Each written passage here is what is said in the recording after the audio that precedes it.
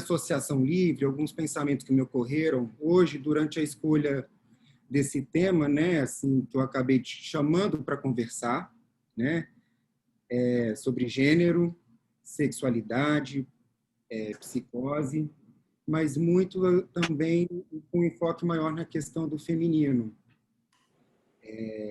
E aí estou me colocando aqui, né, porque tentando me colocar num lugar de muito respeito, para não ocupar o lugar de fala de ninguém, como um hóspede, né, para tentar abordar esse feminino, o feminino que habita em mim, e essa voz que eu identifico como uma voz feminina, um pensamento, por várias razões, que também habitam no meu pensamento, né? E é isso, eu achei importante eu poder falar isso antes de iniciar a fala, justamente já me avisando um pouco do que hoje é chamado desse discurso do machismo estrutural, né? E por me identificar numa figura masculina e tentar abordar o feminino. É complicado hoje, né? Eu fiquei assim muito nessa atmosfera, né? Dessas rivalizações, desses opostos, tentar achar um caminho aí de transmissão que não seja por essa via aqui.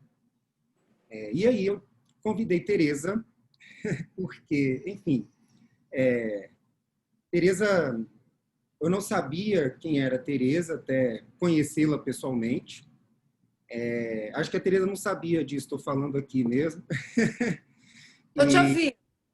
E eu comecei a frequentar a escola lacaniana através de um curso de literatura oferecido pela escola, que era oferecido às sextas-feiras à noite. E o que me chamou a atenção era o nome do curso, que era Sexualidade Feminina e Literatura. A gente ia estudar D.H. Lawrence. E, na verdade, foram esses dois significantes que me fizeram me aproximar da escola também. E aí, enfim, Tereza era uma das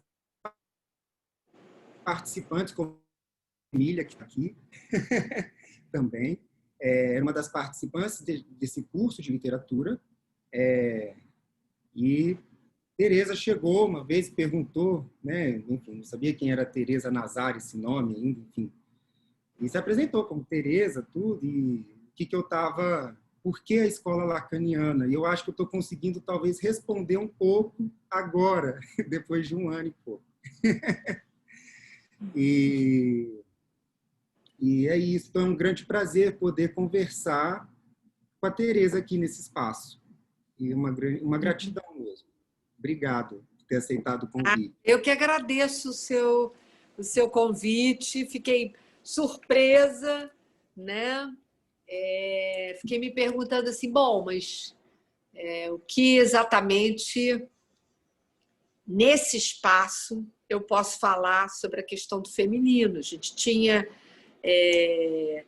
conversado um pouco, inclusive por Zap, né, do que você achava que seria interessante falar um pouco. Você me mandou alguma coisa escrita, né, no Zap. Primeiro, assim, eu acho que tudo aquilo que diz respeito ao feminino, né, toca o real. Esse eu acho que é a primeira coisa que eu acho que vale a pena dizer. No sentido de que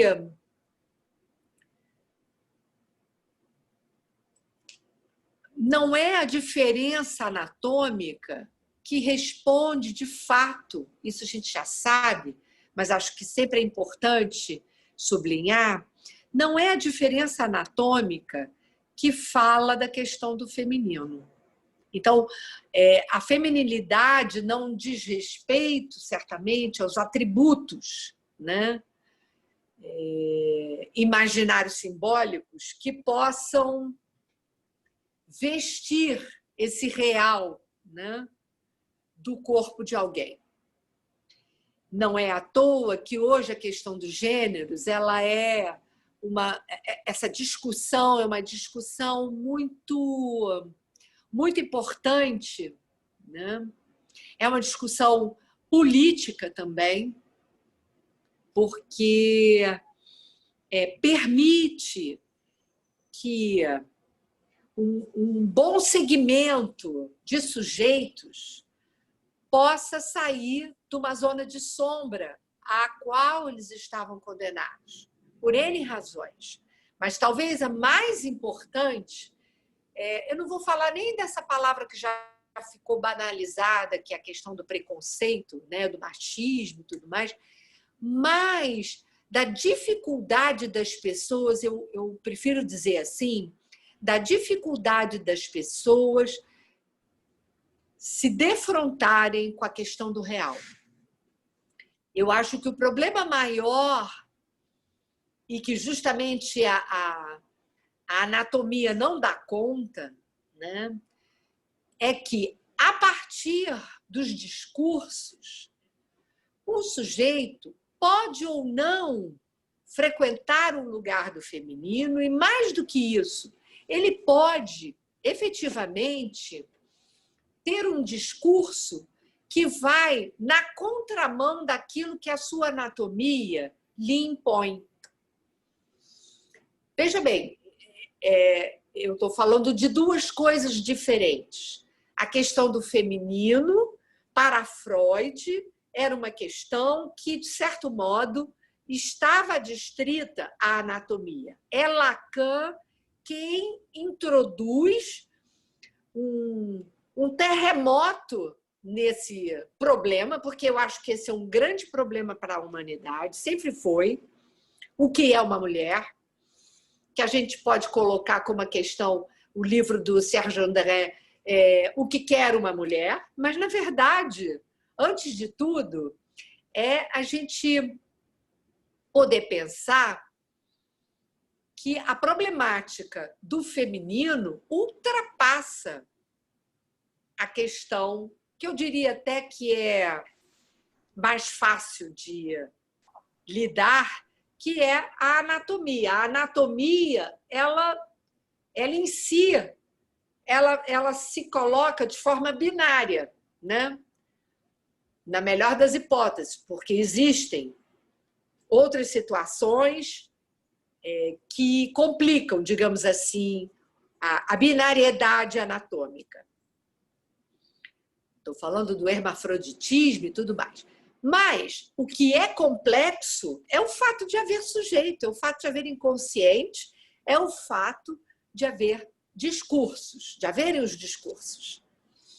E é porque o sujeito está submetido ao jogo dos significantes, à problemática dos discursos, a uma anterioridade de um discurso que o sobredetermina, e que aquele que se ocupa dos primórdios desse sujeito também não tem um domínio absoluto do que está em jogo na sua fantasia. Coisas são transmitidas sem que o sujeito saiba. Não, eu sempre detestei. E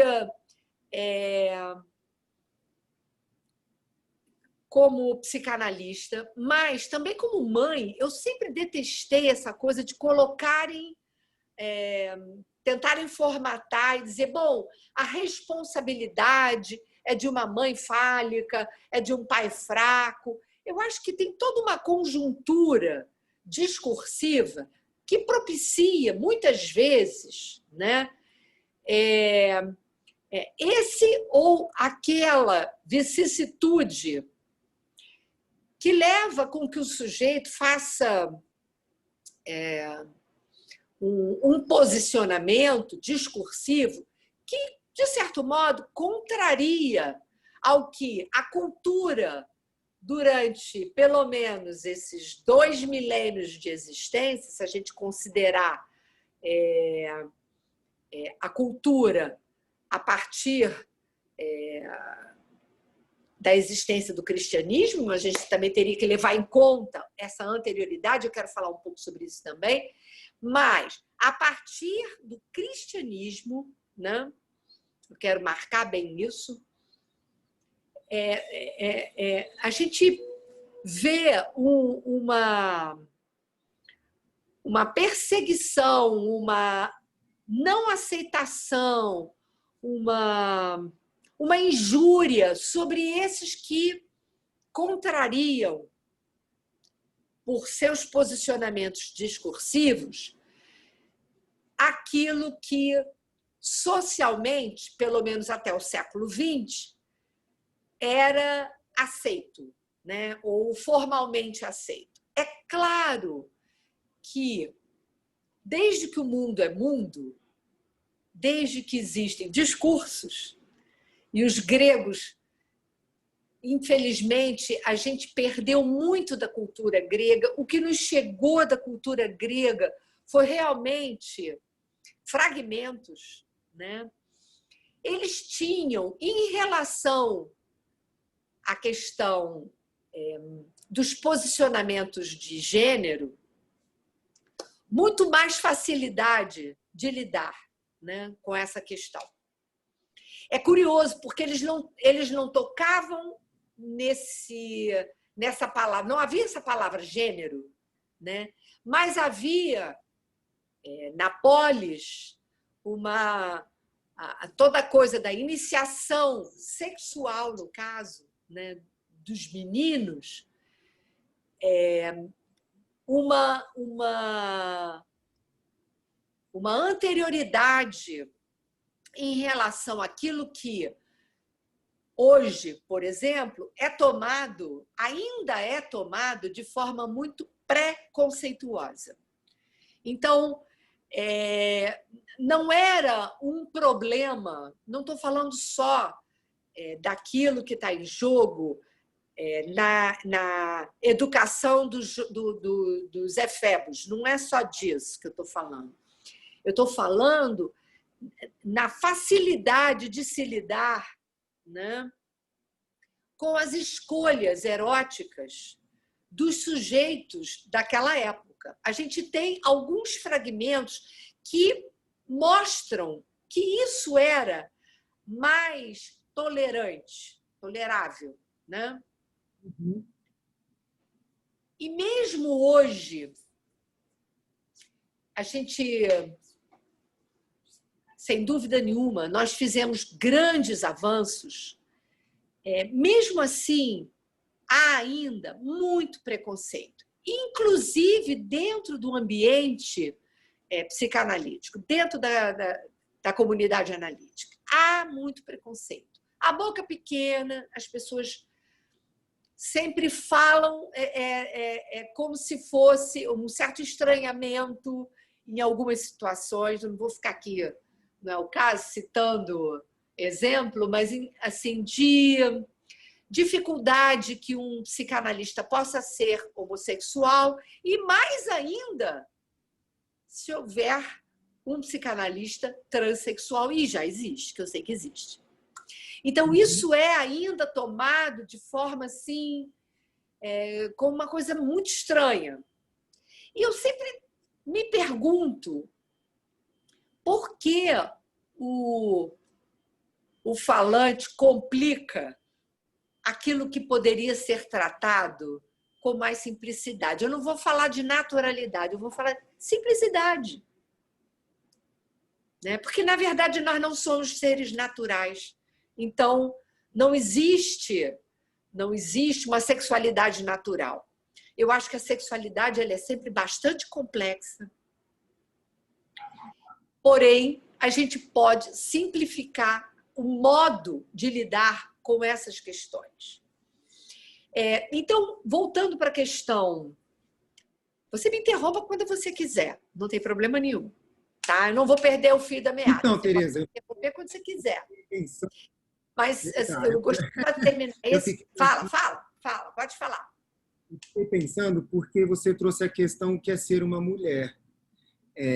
Eu já tinha ouvido essa questão, né, na escola, e disso do Lacan fazer essa questão, Mas, apesar de estar estudando o seminário 3, eu não tinha me dado conta que essa questão vem justamente no seminário 3, né, sobre a questão histérica, né, são 2 textos. E aí, no segundo texto, ele faz isso, o que é ser uma mulher, e vem justamente no seminário sobre as psicoses. E é onde ele traz, de fato, essa questão original, fundamental, de que um ser sempre nasce de outro ser. Antes mesmo do discurso masculino ou feminino, né? Isso já é um discurso, já é simbólico. Já é o simbólico que a gente já nasce nele, né? Então, esse simbólico já vai nos atravessar, né? Assim, desde o momento que a gente saiu ali com uma bolinha de carne, isso começa a nos atravessar. E aí essa questão vem justamente disso, porque na psicose, e aí ele vai falar um pouco do Schreber, e isso é possível também hoje eu poder dar testemunho acompanhando outras pessoas psicóticas, né, lá no CAPS, onde eu trabalho, em que é muito comum tanto pessoas que se identificam no gênero masculino, psicóticos, poderem falar de seus filhos no próprio corpo, então essa questão da procriação, e quanto mulheres também, com suas gravidezes, gestações que não terminam nunca, e estão sempre gestantes. E isso a gente vê essa insistência do discurso também, eu acho que foi por isso que eu trouxe isso, dessa insistência de repetir o discurso. Eu acho que essa dificuldade que tem mesmo poder avançar isso, de fazer essa dissociação, né? Eu pensei no discurso do que hoje é chamado do machismo estrutural, muito porque o conteúdo alucinatório dessas mulheres normalmente são sempre muito pejorativos, né? E elas relatam que são chamadas de safadas, putas, sujas, ou seja, algo muito pejorativo. Como também é muito comum ouvir nos psicóticos que identificam no gênero masculino, ouvir vozes que os chamam, às vezes, eu vou falar o que eu escuto, né? Assim, viadinho, às vezes corno, mas que põe, de alguma forma, isso trazendo a alucinação verbal, de novo, como um testemunho desse retorno do real, desse discurso que está no simbólico, no real. Na verdade, você está dizendo que eles reproduzem nos seus delírios, né, palavras que funcionam para eles talvez como palavras de ordem, né, palavras impositivas, daquilo que tem valor de injúria nos discursos que os rodeiam, porque são palavras de injúria, né?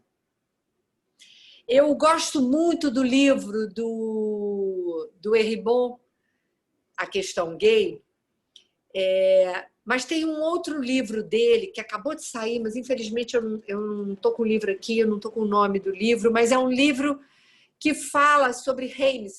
Eu não sei o que é Reims, que ele é dessa cidade, e ele fala da sua juventude, da sua vergonha, né? Em relação à sua sexualidade, e ele fala um pouco em relação à sua origem familiar, de uma família muito, muito simples, inculta, e como ele, por conta das injúrias que ele sofreu muito precocemente, ele se recolheu e se refugiou na literatura, né? Ele se tornou um grande filósofo na França, casou com Claude Lévi-Strauss, enfim. Mas, voltando a isso que você está trazendo, é curioso, porque a histeria, né? A palavra hísteros, inclusive, tem a ver, todo mundo sabe, tem a ver com a questão úteros, né? Tem a ver com útero. Íceros tem a ver com útero, do grego, né? Origem grega. Mas fala um pouco da loucura feminina e dessa loucura que muitas vezes a procriação traz essa loucura temporária, né? Que a gente chama de psicose puerperal, sempre foi chamado, agora não sei se mudou de nome, mas enfim, no meu tempo chamava de psicose puerperal. E que diz respeito a uma impossibilidade, né, de simbolizar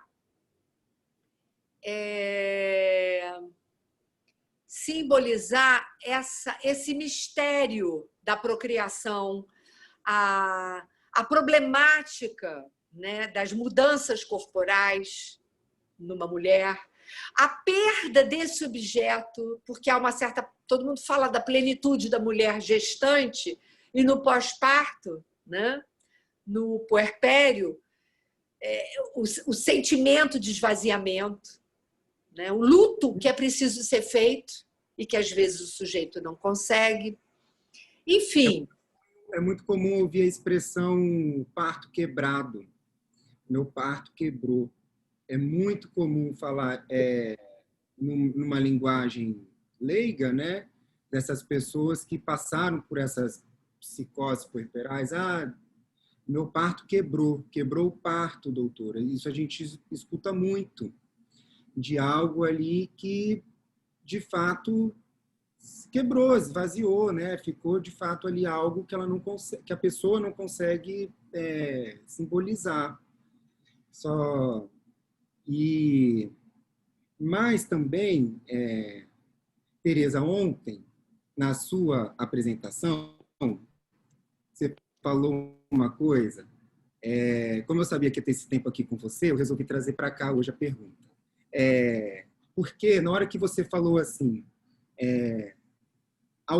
não há sujeito ainda em determinada parte da sua fala, na psicose não há sujeito, ou nessa fase da vida ainda não há sujeito. Há o sujeito mãe, não o sujeito infans, né? A não ser que seja um sujeito ao lado da figura materna. Na hora, veio um sujeito ao lado do feminino na minha cabeça, que eu acho que é um pouco anterior até à própria função materna. Sim. E aí, trazendo um pouco desse feminino como real também, né? O sujeito ao lado do que se mostra do real. Foi assim que, de alguma... enfim. A única possibilidade da gente entender o feminino é entendê-lo como sendo real. Porque o simbólico, ele é a vigência do falo, né? O imaginário do falo simbólico. O imaginário é a vigência do falo imaginário. O único lugar onde se coloca a questão do feminino enquanto tal, né? Porque o feminino tem a ver com ponto de interrogação, tem a ver com um buraco, não tem a ver com simplesmente não ter pênis. Não é isso. Tem a ver com o buraco. Não é o ter pênis ou não ter pênis. É o fato do buraco. E esse buraco do feminino se coloca tanto para uma anatomia de macho quanto para uma anatomia fêmea. Uhum. É o real. É ele que faz furo, efetivamente, no sentido. O que faz furo no sentido é o real. O simbólico faz furo no real. Porém, o real fura o sentido. Ou seja, ele quebra, né, o sentido, a consistência imaginária que a gente, no discurso, eventualmente, quer fazer, quer dar. Por isso que eu falei que e cada vez mais eu tenho clareza em relação a isso, eu estou estudando o movimento feminista, e eu fico muito impressionada que é um movimento extremamente fálico. Muito fálico. As feministas são muito fálicas. O que não quer dizer que não se possa encontrar ali um ou outro, eu também não vou ficar generalizando, mas um ou outro que, de fato, frequenta esse lugar do feminino. Porém, as reivindicações, o movimento enquanto tal, ou os movimentos, porque não é só um, tem vários segmentos, né? São muito fálicos. Então, o fato de que uma mulher pode ser muito mais homem do que um homem é verdade, pode mesmo. Talvez até porque ela tenha dificuldade em lidar, né? Em simbolizar aquilo que, teoricamente, ela poderia simbolizar mais facilmente, porque ela já está defrontada com um corte, né, no corpo, mas não, eu diria que ela está sempre buscando uma reparação disso. Eu estou falando, na melhor das hipóteses, quando a gente está falando das neuroses. Você lembrou uma coisa importante, que é importante retificar aqui do que eu falei ontem e que você trouxe agora. Quando eu falo de que na psicose não tem sujeito, eu acho que na psicose tem sujeito, mas não o sujeito barrado que a gente fala quando a gente está se referindo à neurose. Assim como tem sujeito na perversão também, mas não é da mesma ordem. A arrumação da fantasia na perversão impede que a gente fale do sujeito enquanto tal, como a gente fala, porque o perverso é aquele que precisa do outro, do seu outrinho, para que nesse outrinho se provoque alguma divisão, para que ele possa, mesmo que seja por um momento, sair dessa posição de estar objetificado para o outro, para o seu outro, para esse super-eu feroz, que insiste que ele repita a mesma cena, né? Esse super-eu estrutural, né? Nesse estágio. Sim. Esse super-eu estrutural. Sim. É um pouco... Eu fiz a associação aqui desses discursos que insistem nessa repetição também, né? Que insistem nessas repetições de aparecimento do furo do real. Eu fico pensando no feminino como real também, trazendo a questão da origem fundamental da origem de um ser, mas também entrando numa certa lógica de que, da mesma forma que um ser vem de um outro ser, do nascimento, está posto também de que há um tempo para que esse ser, né, para esse ser, ou seja, o ser também vai vir da morte de um outro ser também. Então, eu penso que o feminino também, como real, né, também se dá por essa articulação também disso do real, que é a morte. Tá meio junto essa questão da origem do ser, a sua própria morte, né? Sim. E é o furo do simbólico. Por isso eu acho que o Lacan diz eu também penso que uma análise levada até a um bom termo, ao seu fim, que uma análise pode, por efeito da castração, ela pode fazer com que o sujeito, de fato, a despeito da sua anatomia, frequente o feminino. Ele não vai ficar no feminino o tempo todo, porque é impossível. Mas as mulheres, e o Felipe Solers tem um livro maravilhoso, eu sempre falo, chamado Mulheres, onde ele coloca Lacan como uma das mulheres. Então, as mulheres têm um pé, né, no lado masculino e o outro pé no lado feminino, né? É a grande vantagem, se a gente quiser. Né? Eu costumo dizer, na minha própria análise, que eu tenho uma grande outra. Não é nada de outra. Brinco um pouco com isso também. Desse real feminino. E eu ia falar alguma coisa sobre a perversão ontem também. Eu fiquei pensando, porque você trouxe o seminário 4, né? E eu estou lendo o seminário 3. Então, algumas questões que estão no 4, principalmente em relação ao ser, né, começam ali no 3 também. E já começa essa dissociação da nomenclatura anatômica, né? Já vem a questão do ser mesmo e da constituição do sujeito enquanto ser, antes mesmo de um binarismo, masculino ou feminino, um ser. Nesse sentido, eu fiquei pensando também em trabalhar, nesse caso, por isso que eu fiz a associação que eu te mandei na mensagem, da homossexualidade no sentido de direção de desejo sexual voltado para si mesmo, né? Antes mesmo do masculino ou feminino entrar no jogo. E pensei isso também pensando no que a gente conversou da outra vez sobre um estágio onde ainda existe um autoerotismo e um narcisismo ali, bem primariamente mesmo. O autoerotismo enquanto o próprio corpo ainda consegue ser objeto de satisfação, né? E o narcisismo, onde começa o próprio corpo não mais dar conta e precisa, de fato, de um outro. Né? A gente tem que pensar essa passagem, né? do autoerotismo para o narcisismo primário, que é o narcisismo dos pais.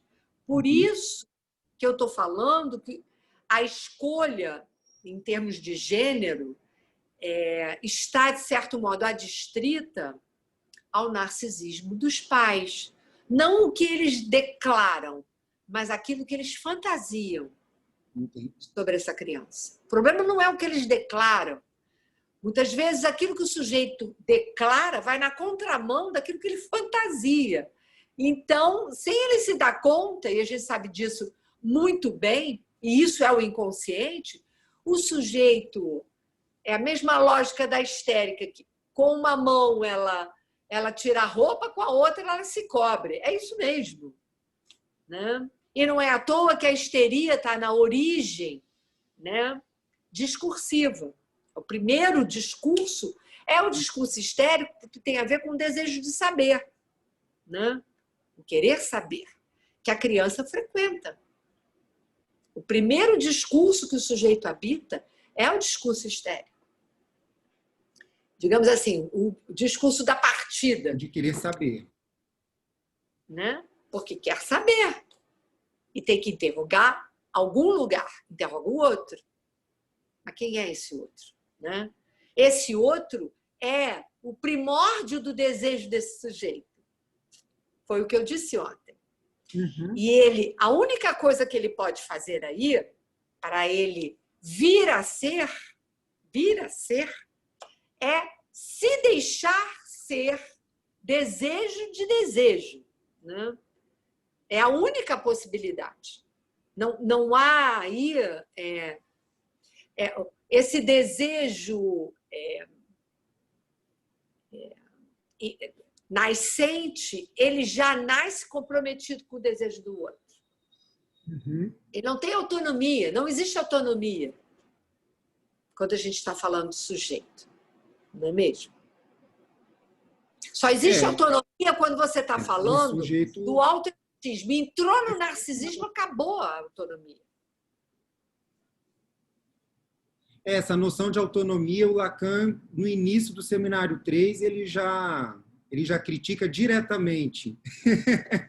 Ele faz até uma crítica aos analistas que querem produzir pessoas autônomas e fala da vida em Manhattan, enfim, essa coisa bem funcional. Mas não se trata muito disso aqui.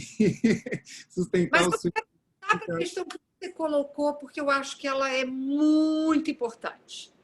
A propósito de o que faz com que um sujeito possa, de fato, frequentar o feminino sem ser subsumido nele.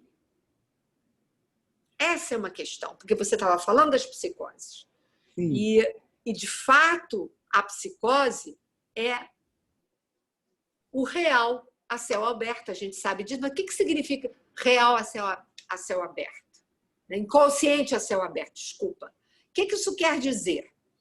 quer dizer que o sujeito está no inconsciente real. O simbólico está ali sem nenhuma operacionalidade simbólica. Ele está no inconsciente do real porque no seminário 3 também, o Lacan diz que há uma certa fantasia mesmo, acho que ele chama de fantasia, ou ilusão, esqueci o termo, de que, ao se lidar com sujeitos psicóticos, cria-se essa fantasia de que ele tem mais acesso ao inconsciente do que a gente. Mas ele diz que não se trata muito disso. Ele está submetido ao isso. Ao isso. O Freud, no texto dele do fetichismo, ele vai falar um pouco sobre isso, que enquanto eu, na neurose, ele vela uma parte do id, na psicose, o id arranca o eu, né? Arranca o eu agora, fugiu a palavra, arranca o eu, não sei. Ele tira esse eu acho, da realidade mesmo, ele tira esse eu da realidade. E aí talvez é o isso mesmo, não é? Articulando lá com Freud já. Porque o isso é o campo, justamente como você falou, é o campo da pulsão de morte, é o campo dos objetos, né, pululantes, é o campo do supereu estrutural. O supereu estrutural tem a ver com desejo da mãe, tem a ver com desejo, que a gente chama de mãe, mas é melhor dizer desejo do outro. Eu não gosto de falar mãe porque isso já complica tudo. Do outro, acho que fica melhor dizer desejo do outro. Desse outro real, é bom que se diga. A isso, né? A ter essa função materna, paterna, isso é anterior a isso ainda, né? Exatamente, é antes. É um desejo do outro, o outro enquanto real. O sujeito não tem ainda nem a mão na boia de salvação, que é a primeira identificação, né? Que é a identificação real ao outro real, mas que só pode acontecer se estiver instalado o significante nome do pai, que é charneira, né? É charneira. Então, se não houver essa tábua de salvação, essa boia, né? Não rola. Mas não é possível algo além do nome do pai? Sim. É possível passar por identificações e retornar a esse ponto. Que é o que eu acho que acontece. Ontem, falando, né, da perversão, essa é uma inversão que acontece, né? É a versão do pai. Então, assim, me veio uma pergunta: quais versões do pai, né, é possível, é capaz de intervir na relação perversa mãe-bebê, que foi um pouco, eu acho que é onde a gente está conversando. Então, assim, será que, além do nome do pai, que outra versão dessa estrutura, que hoje a gente chama nome do pai, seria possível? Que talvez a gente seria, eu acho que mais para psicose mesmo, assim, de um sujeito, tentar olhar por essa ótica. Não sei. Olha só, eu assim, como eu entendo, né, é que, na verdade, o significante nome do pai, ele só se conclui quando se conclui o complexo de castração, né? Quando a gente está falando do Édipo, o Édipo ele vem em função de haver castração. Castração tem que estar colocada para o outro e isto recair sobre o sujeito.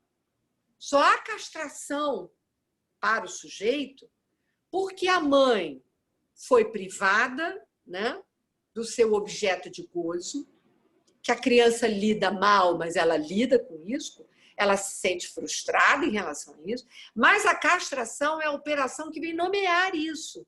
E vem nomear isso que a substituição do desejo do outro, melhor dizendo, né? Desse desejo desse outro,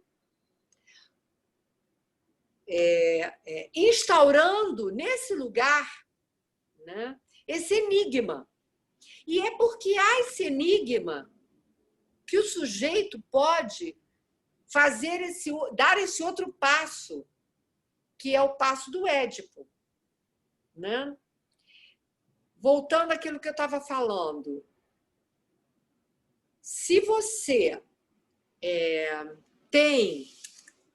mas qual seria... Você fez uma pergunta interessante.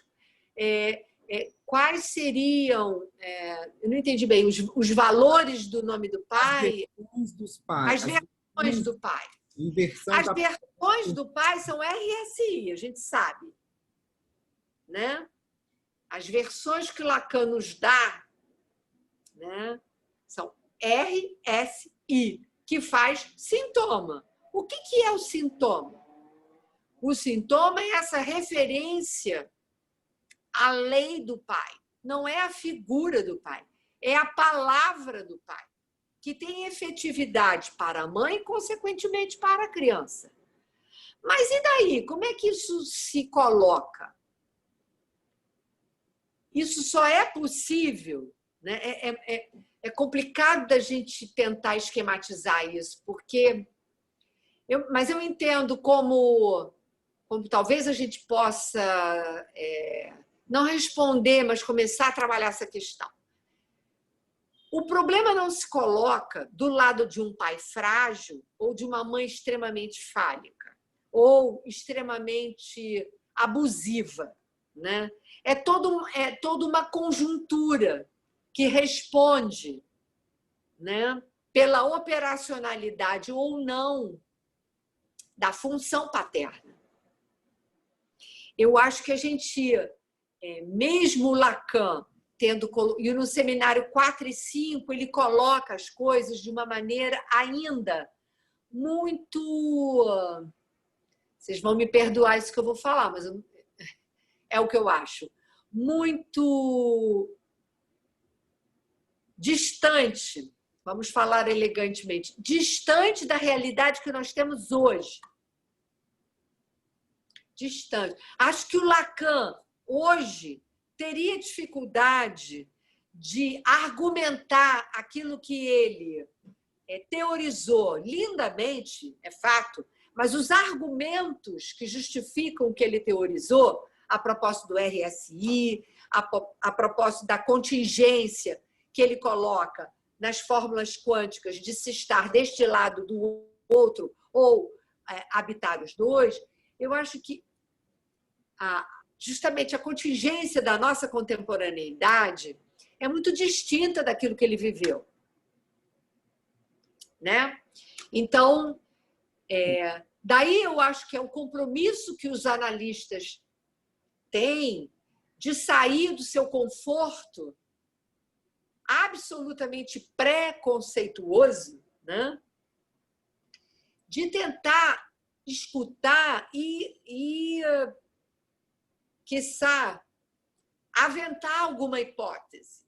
Porque também eu não acho bacana que a gente fique sem responder quando nós somos interrogados, por isso que eu aceitei seu convite, quando nós somos interrogados sobre a problemática do gênero na nossa contemporaneidade.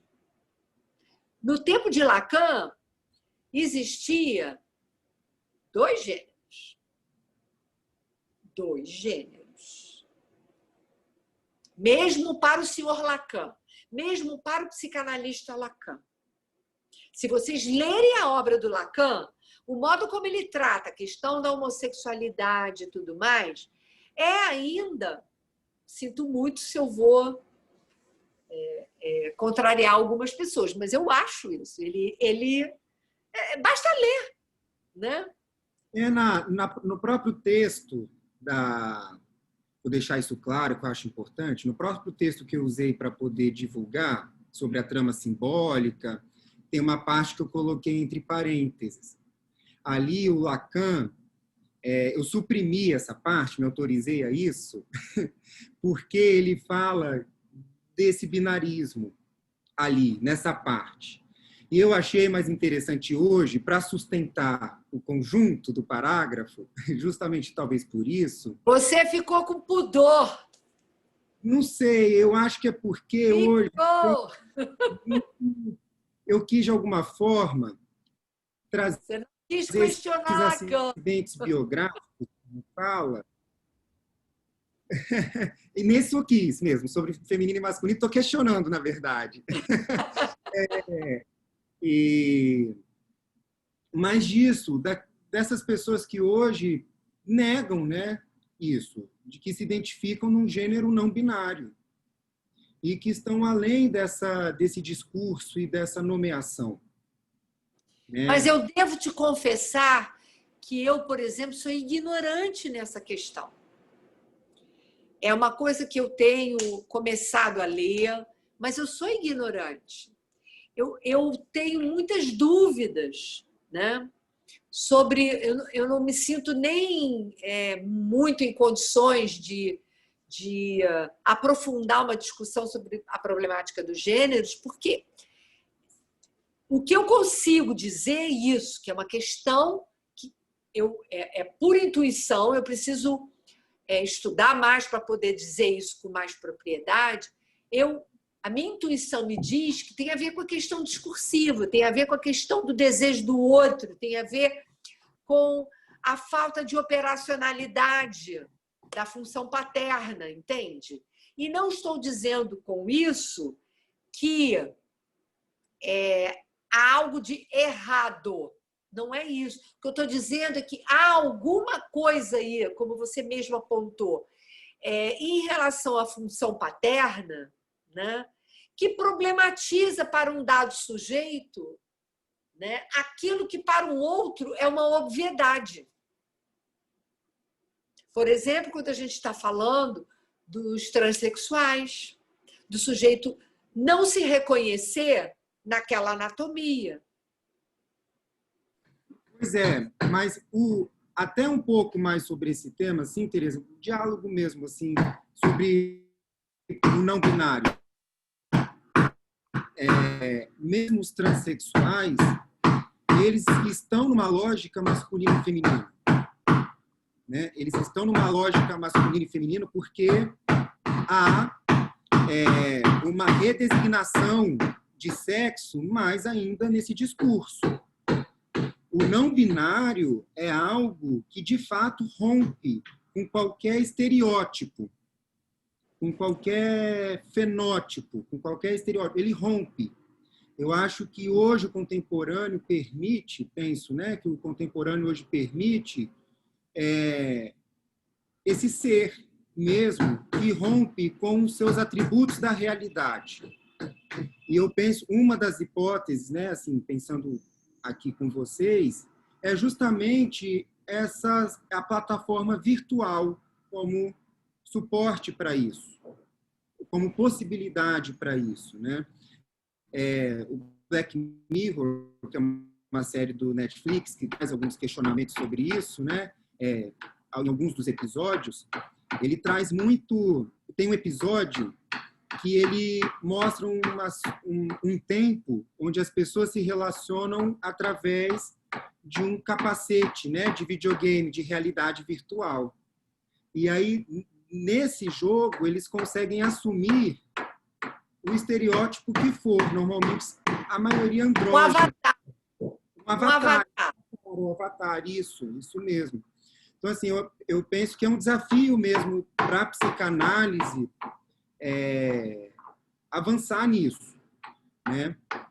Agora, em relação à teoria que você comentou do Lacan, que ele começa no 3, no 4, de fato, realmente é muito linda. E, assim, pela clínica, hoje é bem possível conseguir sustentá-la. E isso tem sido esse desafio meu, assim, né? Uma das coisas que me move. De fato, tem algo... A gente, como você mesmo lembra, a gente tem que sempre tentar não, a gente sempre tem que contextualizar, né, onde aquele pensamento foi formado.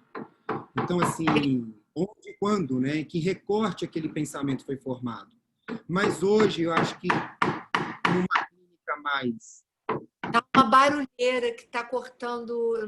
Uma obra no consultório Vou do meu tentar lado. colocar isso aqui, senão eu não te escuto direito. Mas pode falar, pode falar. E,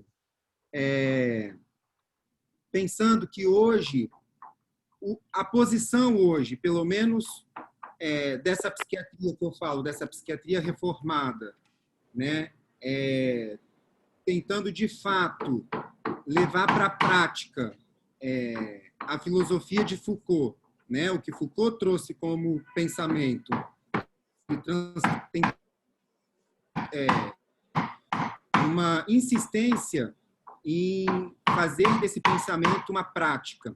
Eu acho que isso é possível pela clínica articular bem contemporaneamente o que o Lacan traz nesses seminários. O 3 que eu estou lendo, o 4 e 5 lerei. E mas é isso. É isso. Obrigado, Tereza. Obrigado. Vou encerrar porque a obra aqui, de novo, da outra vez foi a mesma coisa. Essa obra não termina. 8 horas eu tenho que acabar aqui, porque senão não dá. É muito complicado. O Real insiste demais. É complicado. Muito boa essa conversa. Te agradeço de novo o convite. Eita, o que está acontecendo aqui? Agradeço muito, Felipe, o convite. Eu acho que essa é uma discussão que a gente precisa continuar. Ela é muito importante, né? E eu acho que mais ainda é importante que a gente possa dar algum testemunho, né? A partir da clínica e tudo mais, mas também podendo se despir um pouco da teoria formal e buscar alguma teorização na gente, né? Daquilo que a gente experimenta de fato. Porque senão, às vezes, as conversas... Isso aqui eu acho até legal de falar. Às vezes eu acho que as conversas entre os analistas, elas se tornam muito áridas, elas se tornam muito vazias, porque a gente fica se defendendo na teoria. E eu acho que você poder se jogar um pouco no precipício do não saber é um bom exercício psicanalítico, né? Se deixar interrogar, deixar os colegas trazerem questionamentos, isso realmente, bom, pelo menos para mim, isso é fundamental nesse momento da minha vida. Ok, muito obrigada. Okay. Obrigadíssima. Obrigado, gente. Obrigado. Tchau. Tchau. Parabéns. Tchau, Obrigada. Obrigada, obrigada.